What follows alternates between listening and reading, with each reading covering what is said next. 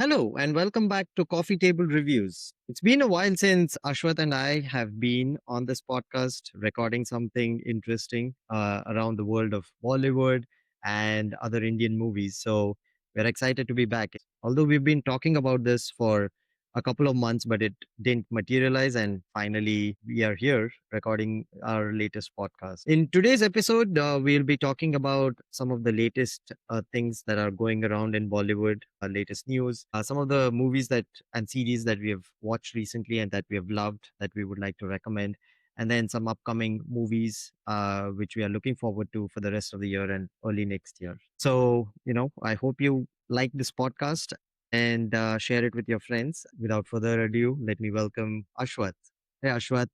Thank you, Aniket. And absolutely, it's been a long time, but cannot wait to be back on this podcast and talk about movies. And especially now that the gap is has been long, I think we have a lot of topics and a lot of movies we watched as well.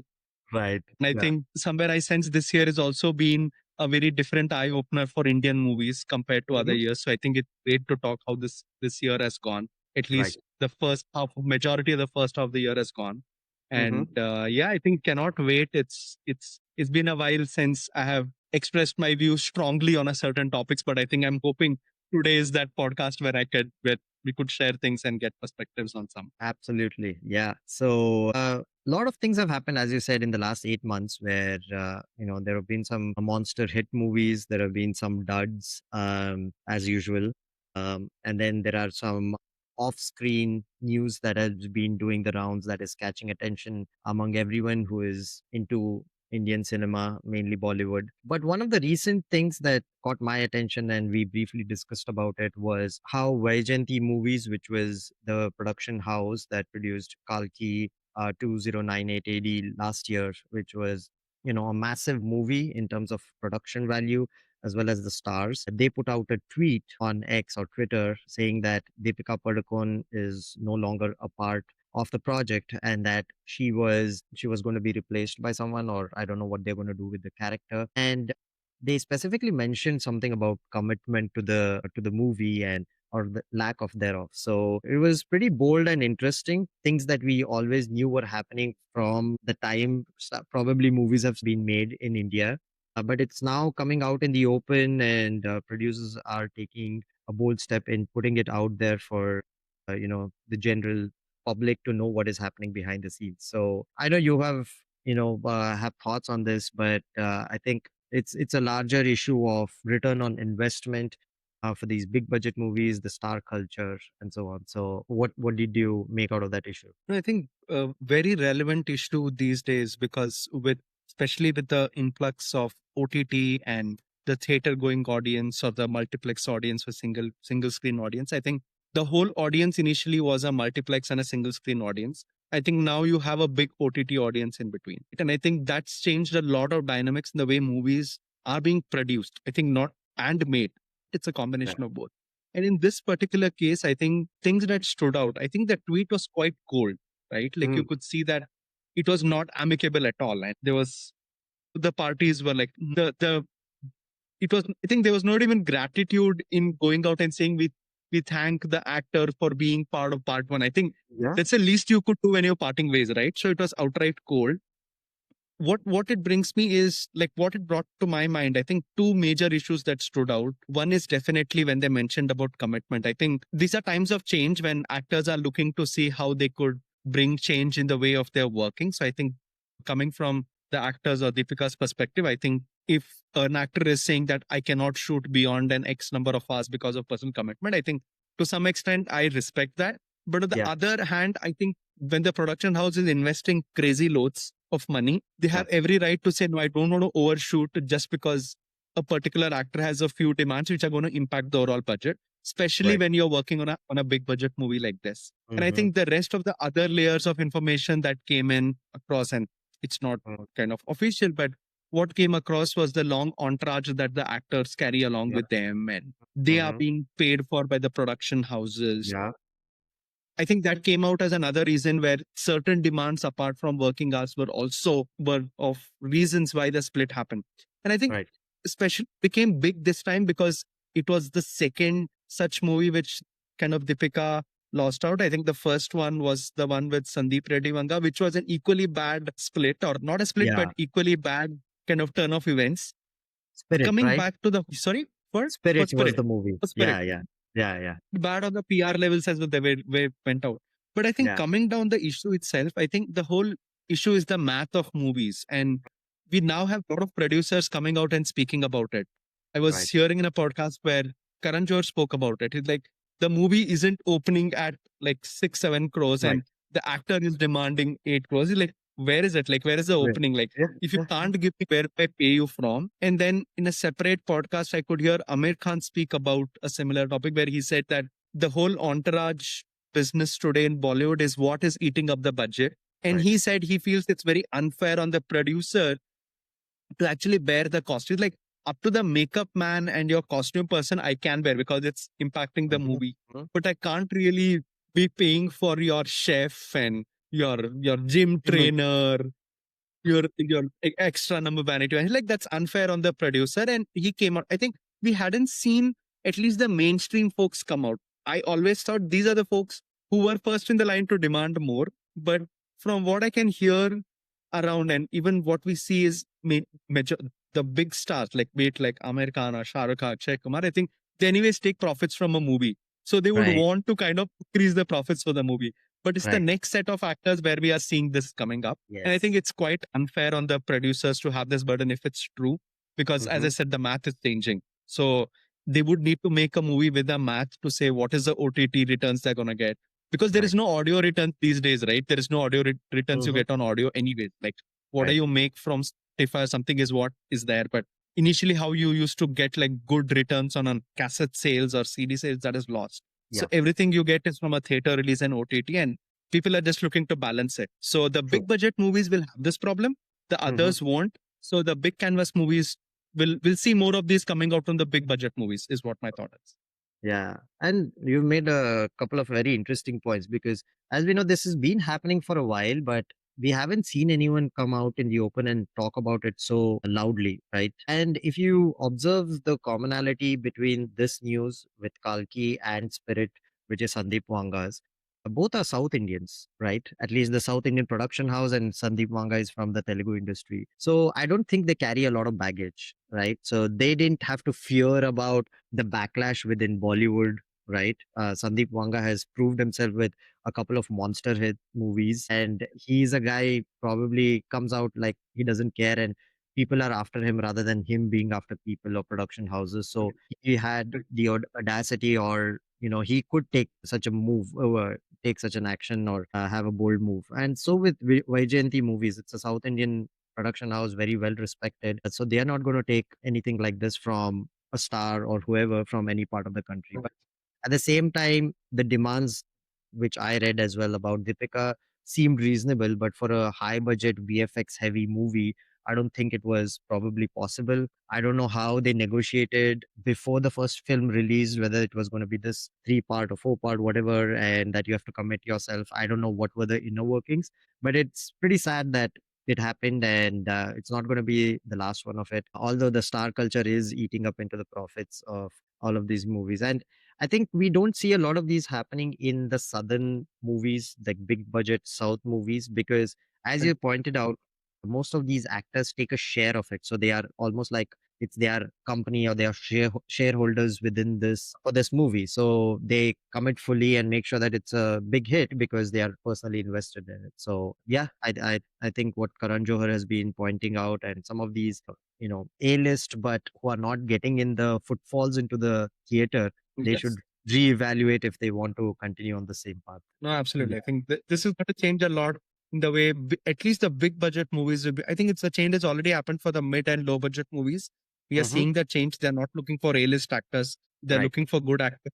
But even for these big budget movies, will start somewhere they have to trim down and be within their budget. I think that's what I would look at it.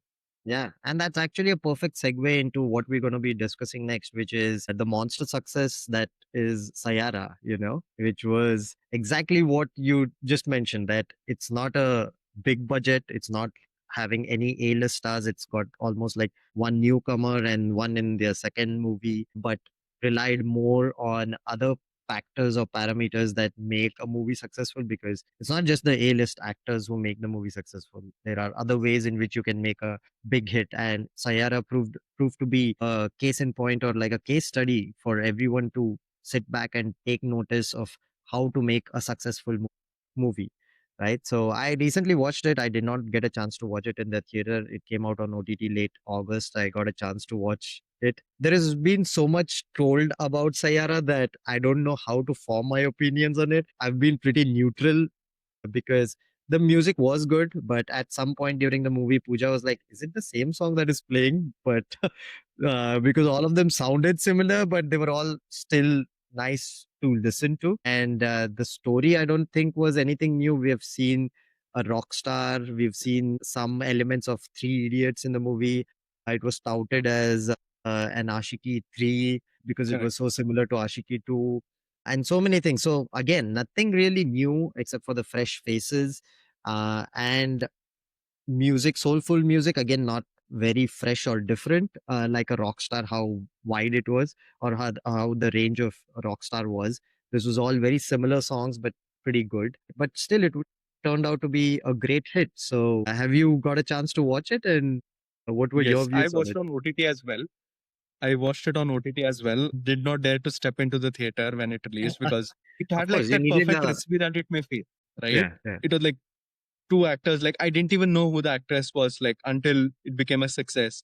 I knew yes, it was Ahan Pandey's debut. I'm like, and then it was Mohit Suri. I'm like, it's gonna be a hit or miss. So, but it was Yashraj backing it. So it's like, yeah, okay, Yashraj has this habit of backing these very wacky movies or like very different movies which they feel it works. From my side, I think you're right. With love stories, it's always been this one love story which comes and kind of rejuvenates the industry, and we've seen it happen periodically. So even if you look at the first Ashiki, there was no movie like the first Ashiki which was there before, like which only had songs, yeah, right? Which turned out to be a hit, a musical hit, whatever you call, right? Then subsequently, if you see movies, other movies, like say a movie like Dil To Pagal Hai, which is again a romantic movie, which has got great songs, not great of a story, but great songs, not great performance as well, but it's there. It's not like perfect, but it's there.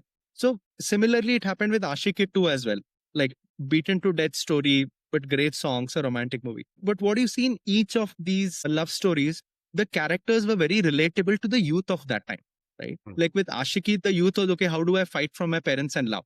Right? How do I fight and go? And I think that was that era. yeah, With Dil Tapakale, it was like, oh, I can be in love and it can be one-sided, we can be friends, etc. That was the era. With Ashiki too, it was, oh, we are ambitious, like we want to grow and how can I help someone and etc. I think if you look at this, the characters are very relatable to the youth of the movie, right? mm, It's not like he is her first love or pehla pyar. There's no right, concept of pehla exactly. pyar. It's out of the window. One and And only is not a thing. It's never. it's not a It's thing. So yeah, yeah, you moved on. And she's moved on from the first guy. She's like, okay, I want to come in. And there's no fuss over it as well. Okay, there is some bit of cribbing and crying, but there's no fuss. So what I felt was the story was very relatable to the youth, to say that they could see themselves in this. I know how this works. I know I'm passionate. I want to do something that I want. And coupled to it, the songs were good. And I think after a long time, we'd seen a movie where we were seeing like very new kind of filmmaking. I can tell you what I meant by new kind of filmmaking, wherein the movie just moves. It doesn't stay at a point talking about the same thing, or it's not like they're singing songs only for the sake of singing songs. The story actually moves through the songs. And you right. see a lot of dynamics changing, and the movie kind of has a wide story itself, like from start to end with the songs integrated. So that's where I felt the people didn't get bored when they went to theaters. And Mm-hmm. of course, it did have a moment or two where they kind of showed good emotions. I think especially where he finds her after a while. So for Yeah. me, I liked Sayara primarily because it was fresh. We hadn't Mm-hmm. seen something like this for a long time. Right. As you said, like +1 on what Pooja said about songs. The only song I could recognize was the last song, Yeah. and I think there is another version of the song, which is the Shreya Ghoshal version. I primarily like those two songs. Rest of the songs I don't even remember. Absolutely. So this is my feeling. It worked primarily fresh faces, fresh perspective. We hadn't seen such a love story, decent songs, and youth hitting it. I think these are the reasons for me. And it may not work again. And I think Yeah. that's why the the kind of legal Ashiki 3 has been put ahead, is what I heard. Mm-hmm. Like the actual Ashiki 3 of Karthik Aryan and Sri Leela. It's Right. moved to Diwali 2026, and it's Hmm. well done. Like, but it would have bombed, it would have come anytime earlier because Yeah, people have already seen like that. that's true. No, I think, yeah, I totally agree with you on the song. I think the best song was the Shreya Ghoshal song. Yeah, and credit to the producers or the makers of the movie to put that at the end of the movie so that that stays with you. I think they recognize that that lady has, just beaten all these men who have been composing and singing all these songs, and that one lady, Shreya Ghoshal, has like killed it with that Yeah. song.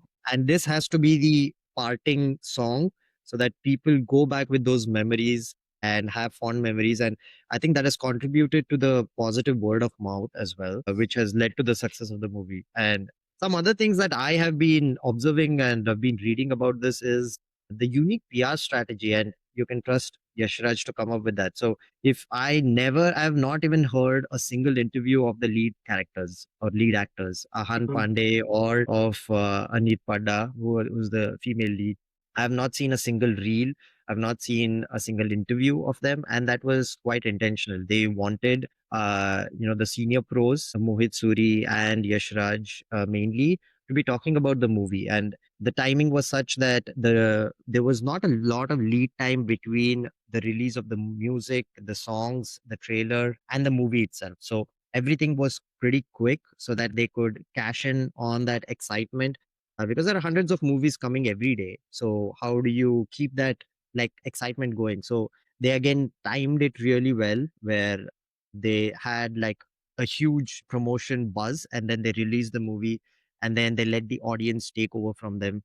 A lot of organic reels and messaging that happened on social media. They made it for the social media audience, where it bits and pieces of it could be clipped or talked about and put on social media, so that the s- the spread happens organically. Of course, there were Yeah. some ridiculous things like people putting saline water and going into the theaters, which only, any publicity is good publicity, as they say. Absolutely. Yeah, at some point, one of my cousins was like, where do we have to cry really? Which was that point? It was, that is how we were after, watching the movie after all the buzz was created. So I think quite a lot of things that, that they did write about the movie in terms of production as well as promotion. And even going back to your earlier point, that this was a mid-range production. It was about 45 crores or so, and they got more than 500 crores in gross revenue across the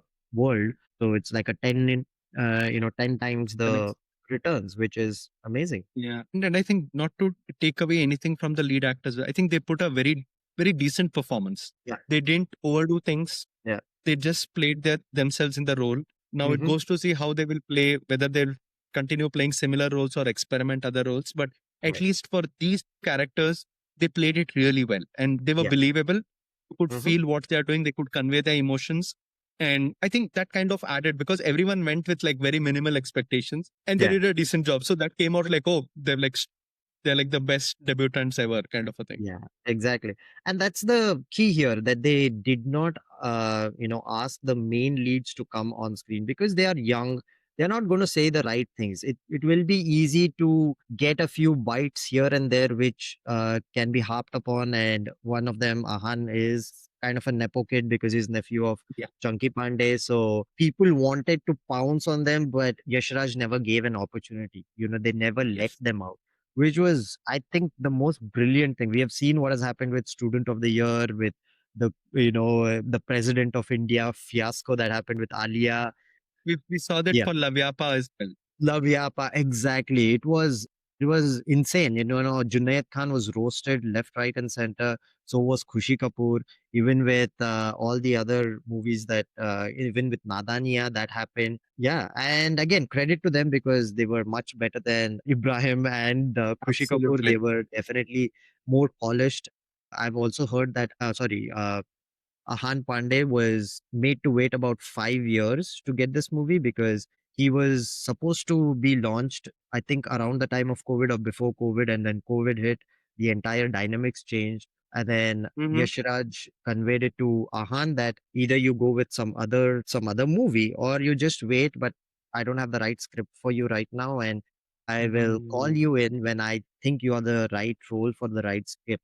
And Ahan decided to wait. Credit to him that he said, I'll wait, absolutely. to wait for 4 years or so to Aditya Chopra, and he stuck to his word. They got in on board someone as seasoned as Mohit Suri, who knows how to make Mostly, these movies. yes. So yeah, And interesting bits how coming to out of. make these inspired movies, if I may Yeah, put it. absolutely. Yes. Yeah. So, but he knows how to get the emotions out. And as you Yes, said, I think the melodrama was at a bare minimum on this. There was not a lot of screaming and screeching, which yes, actually, didn't make you cringe, if not anything. So correct. I think they played it very safe. They played it very smart. They stuck to the basics. And I think, people just appreciated that. Yes, yes, yes. Like So that, just a continuation of that. I think just to add to it, similar to Sayara is what I felt was why the movie Maha Avatar Narsimha succeeded. Like hmm, just a quick, because I hmm, watched it today, in fact, and it's fresh on my mind. really? Very similar concept. It was a story that everyone knows. Hmm, Brilliant visual effects, low investment, and I think hmm. it's the third highest until today. So Wow. again, a surprise number. People went to watch, and yeah, Mm-hmm. there you go. Filmmaking has got very different there. That's the first recommendation of the day for me, at least. I haven't watched it. I'll put it on my list and watch it as soon as I can. And that also brings us to some other movies, big ones that released this year. One was, of course, Amir Khan's Sitare Zameen Par. There was, again, Amir Khan is known for unique PR strategies. This time, his biggest stunt was that he didn't release it on OTT, the traditional OTT, I would say. He put it on pay per view on YouTube. I was one of Okay. the people who actually paid and watched it here in America. But it was a pretty big hit, earned about 250 crores worldwide in box office. So I think again, Amir Khan, I would say, is back in the game after a few duds over the last 7, 8 years. He was able to deliver a hit. Have you watched that movie? No, unfortunately, I haven't watched it.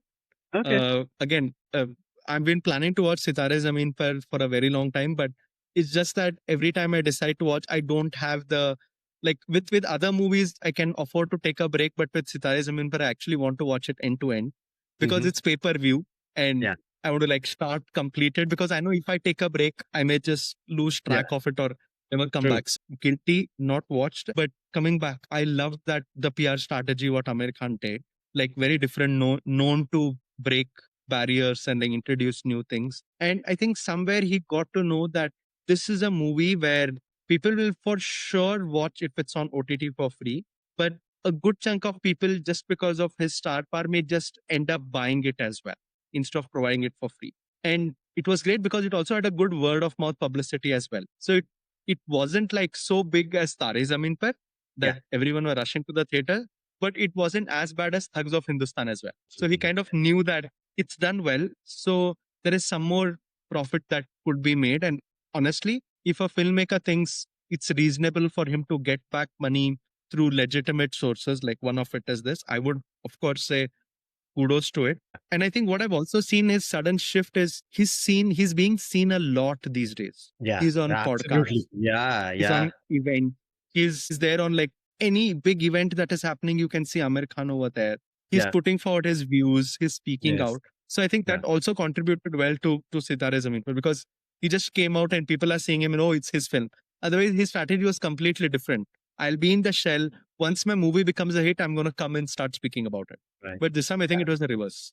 Yeah, I think after Lal Singh Chadda or just leading up to Lal Singh Chadda, he was nowhere to be seen. The early part of COVID, for a couple of years, it was like, is Amir Khan even alive? To that extent. And then he amped it up at the time of Lal Singh Chadda, but at some point he realized probably it's not going to work. It was pretty half-hearted promotion, I would say. And now he's accepting that, it was a dud and it didn't work. And he's taking the blame for it himself because he said that that movie didn't have anything new because it was an adapted story. There was no mystery. There was nothing. It was just, going on an emotional ride.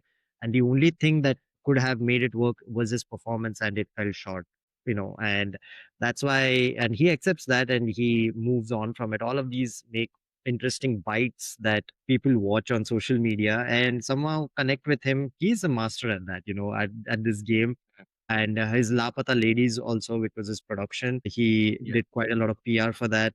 And then now for this one, he's, as you said, I've been seeing him everywhere, every day on my YouTube homepage. There are at least two recommendations of Amir Khan interviews or some tidbits. So yeah, I mean, again, Yashraj and Amir Khan, two of the best in the game in terms of promotion and PR. Not always does it work, but still they are the best.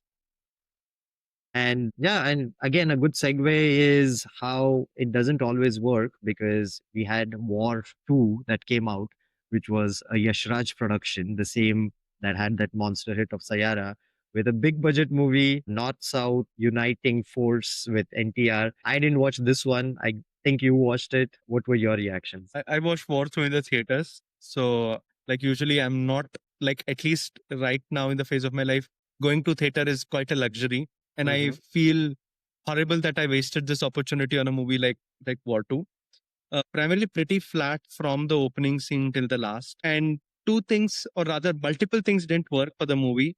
But two most important things was, one was the story. I think the story was flat out. Like, you could predict where it is going, or you could Really? predict what is Okay. ultra predictable, especially for a spy wars movie. Like, spy wars movie need to have at least two major twists, right? One before the interval and one at the climax. Right? Like, this is how you, like, traditional or your spy movies are made, unless you're an Abbas Mastan who will have a twist and turn in every 30 minutes, right? So if, from a traditional spy wars perspective, the movie looked like, the movie didn't, one, the story was flat. Second, even though the movie is supposed to be a big budget movie, it did look like a big budget movie. Like, that's my other problem. You tell me it's a big budget movie, and then you tell me the most important song of the movie, which I didn't like as a song as well, is shot in such a shabby set, like the Janabe Ali song, right? And again, you're telling this is part two of an installment where War One, and the comparisons are bound. The Wars had such amazing songs, like especially the dance off between Hrithik and Tiger. The set was much larger. You could feel that. Here, it's like pretty random. They meet in Barcelona and they're singing Janabe Ali. It doesn't make any sense. Like, as a movie, you're scoffing. You're like, what's happening? He's in Delhi, and next second he's in Spain, and all of a sudden he's singing Janabe Ali, which no, like, what's the reason? Like, at least if you're singing a song in Spain, have some Spanish words. You're gonna make it in French. Like, Janabe Ali in middle of Spain. Like, doesn't make any sense. Okay. Add to it, for a change, I like that given Kiara Advani a good enough role, and I think she's part of the Spyverse now, so she has a good role. She has a decent role, and I think that was the only good part of the movie, that they didn't make her just a showpiece kind of a role where you come in and you either get killed or you do a one or two dialogues when you're out. She actually had a range of emotions from. He kidnapped and the hero comes and rescues, right?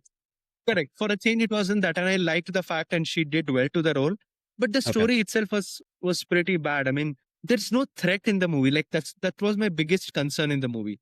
Like, for example, in War there was a threat that something's going to happen. In Pathan there was a threat. In Tiger there's always a threat. So in this movie there's no actual threat that, okay, if I don't do this, this is going to happen. It's just like changing a political regime is going to happen, and we want to stop that. Like, doesn't make any sense.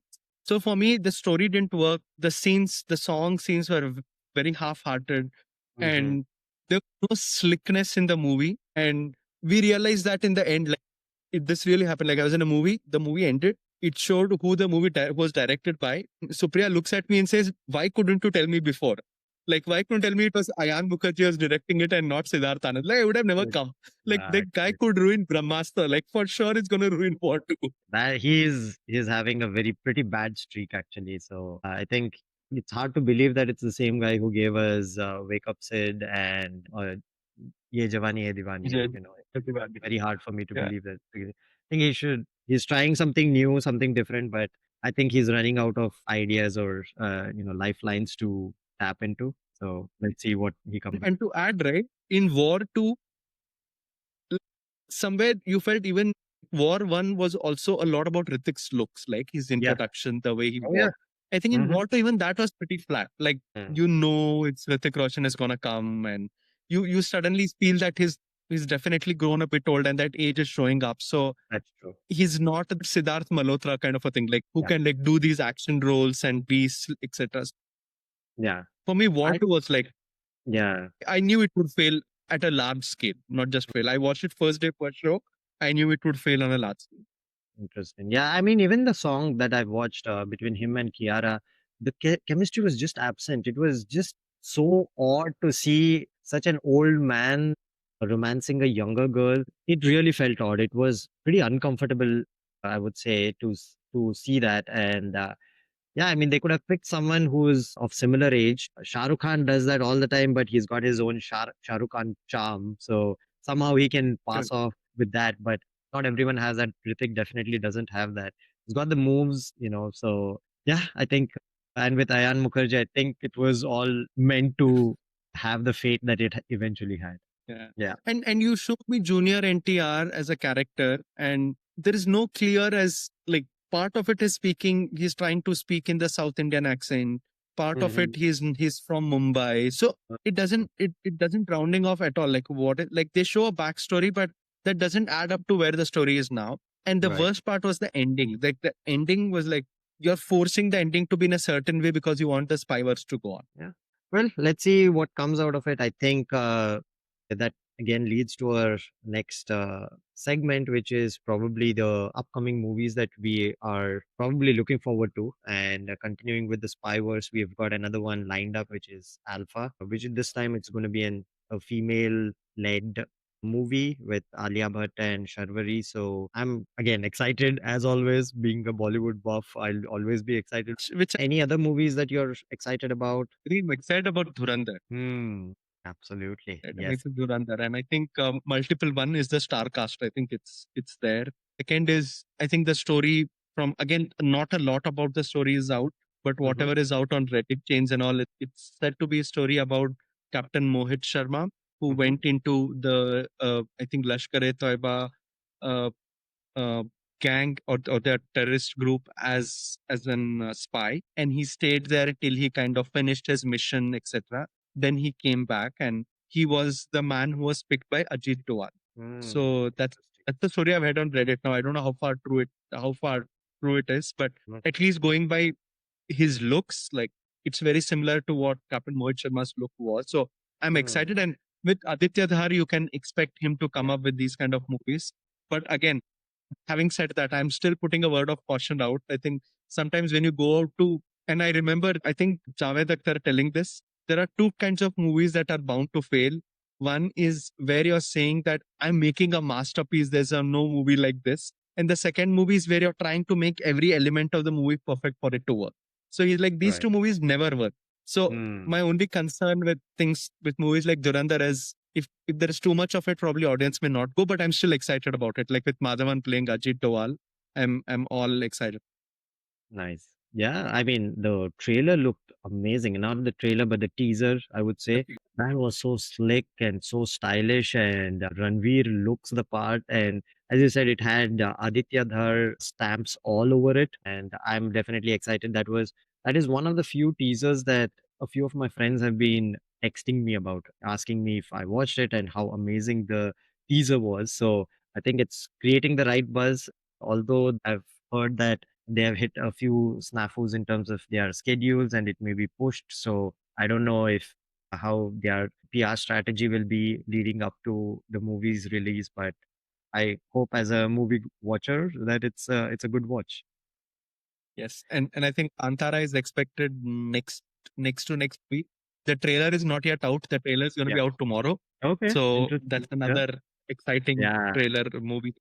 Yeah. I think Kantara 1 was such a sleeper hit that no one expected. And, but I hope that they have again stayed grounded and stayed humble. I've Yes, again, seen a lot of, the yeah, concerns come out the same. You give a 5 crore movie 100 crore budget, then there are yeah. chances that they may overdo things. So Hmm. that's out on October 2nd. So that's another movie. And that clashes with Sunny Sanskari ki Tulsi. Oh my God. Tulsi.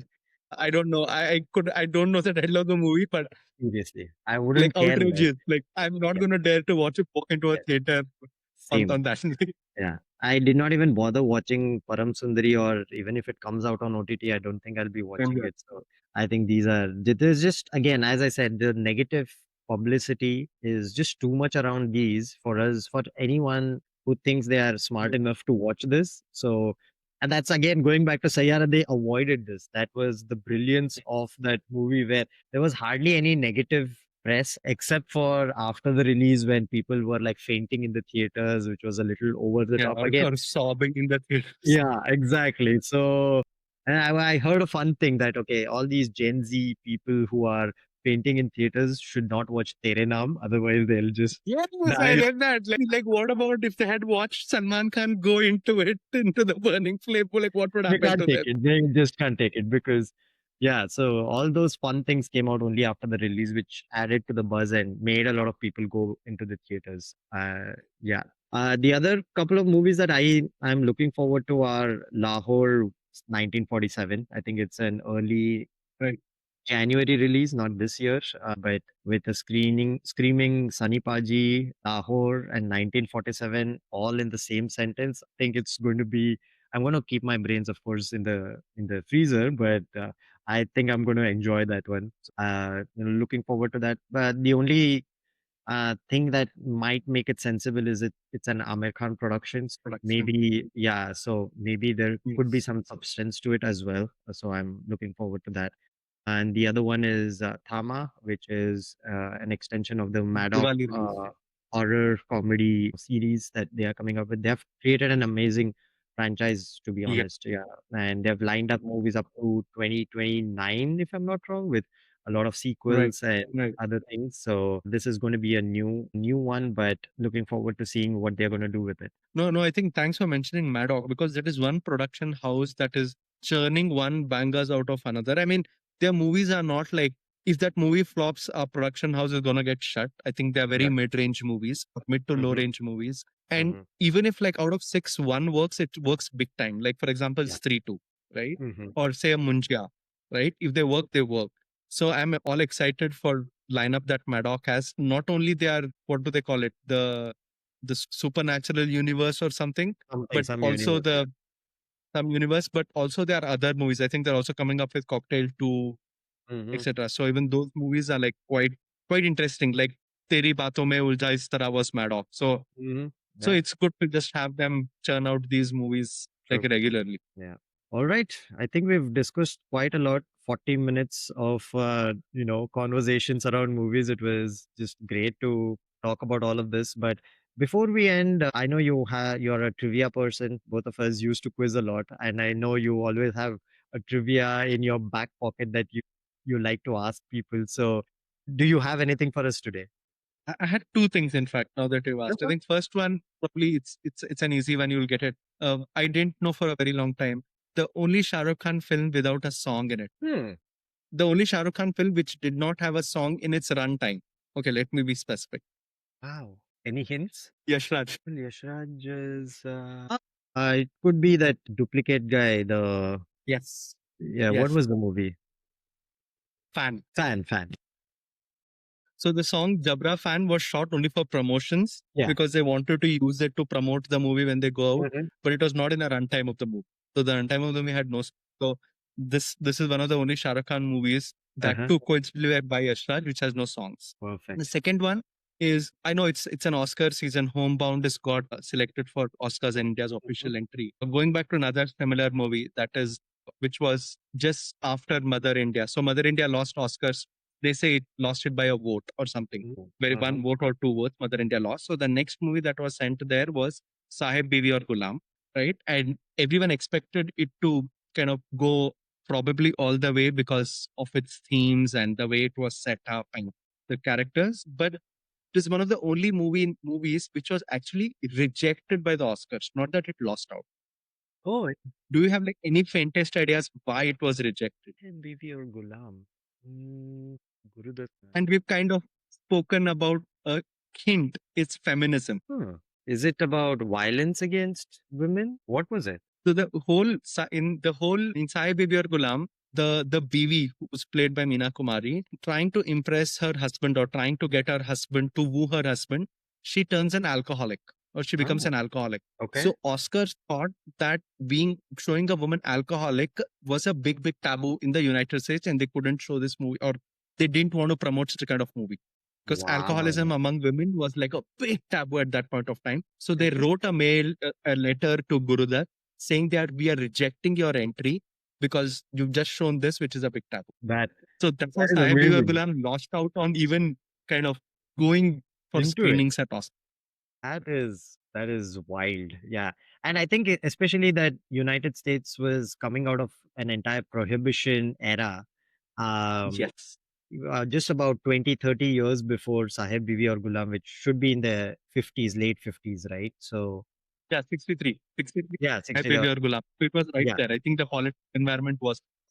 Yeah, so and I think women's rights or even to vote was fairly new to United States now, showing them as alcoholics was, that is how far behind they were and we were ahead. And now they lecture Exactly. us on all sorts of things. So, Yes. how the narrative and the tables have turned. Yeah, that is an interesting fact.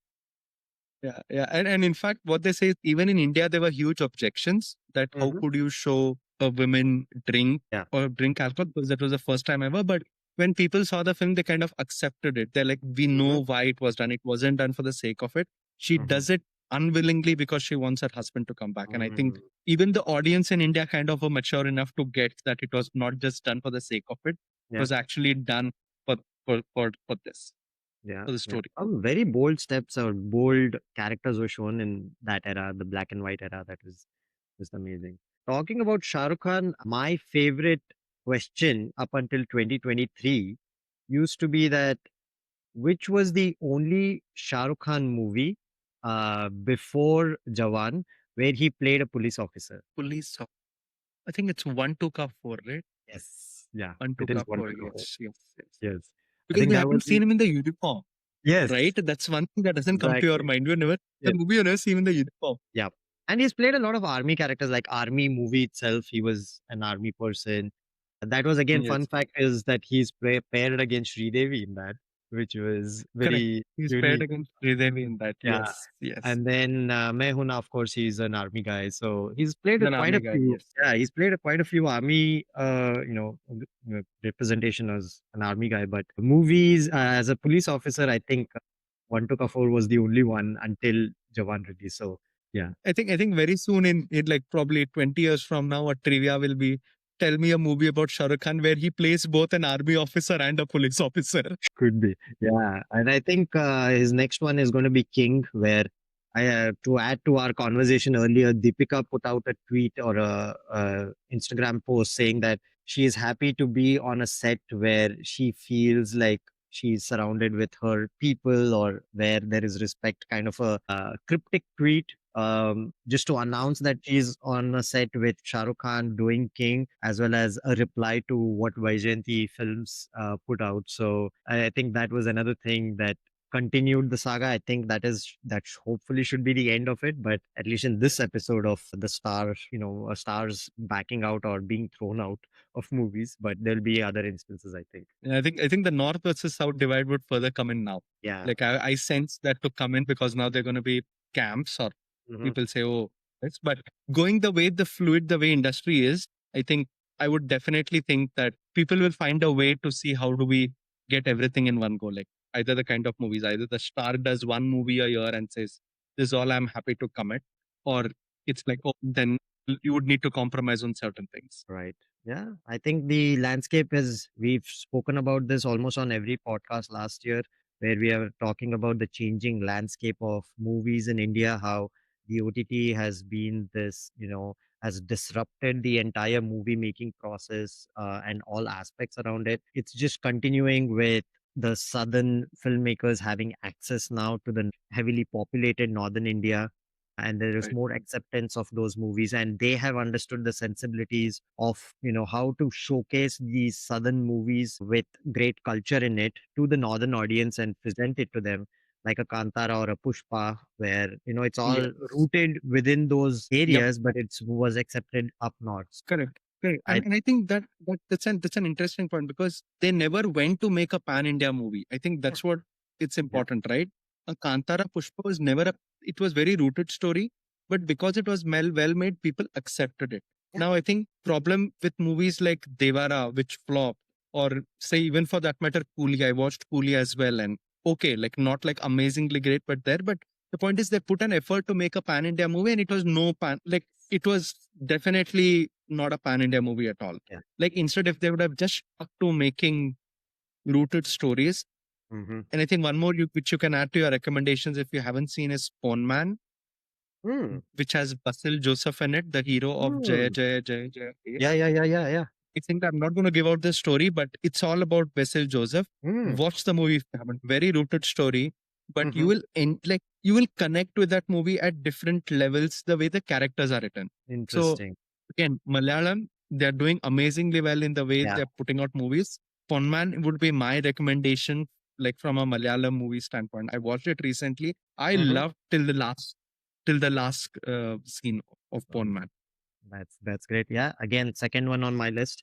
So those are the two that I want to watch before we meet next time. And I've got a bunch of other recommendations which we should save for the next one. But as always, this was an amazing conversation. I can go on for a couple more hours, but we can save some for next time. And I know it must be almost midnight in India. So, Yeah. and you have got some travel plans, but it was great talking as always, Ashwath. So we'll do Yes. this Yes. again. Now that we've restarted this again, we should do Yep. this more often. Looking forward to it. Yes, thank you, Aniket. Same here. Looking forward to it. And let's see what do our viewers have to tell us after this podcast. Like, what do they find the most interesting here? Absolutely. All right. Okay. Thank you, Ashwath. Talk to you later. Bye.